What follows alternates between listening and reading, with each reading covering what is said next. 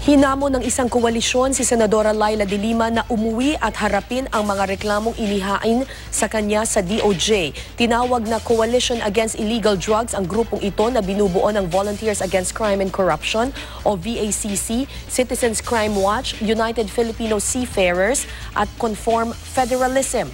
Kabilang sa koalisyong ito si Solicitor General Jose Calida na binansagan pang public enemy number 1 si de Lima.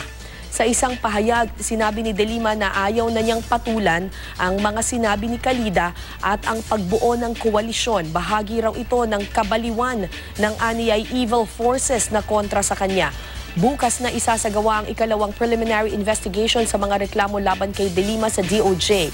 Mamayang gabi, inaasahang babalik sa bansa si de Lima matapos tumanggap ng parangal sa Amerika at magsalita sa isang conference sa Germany.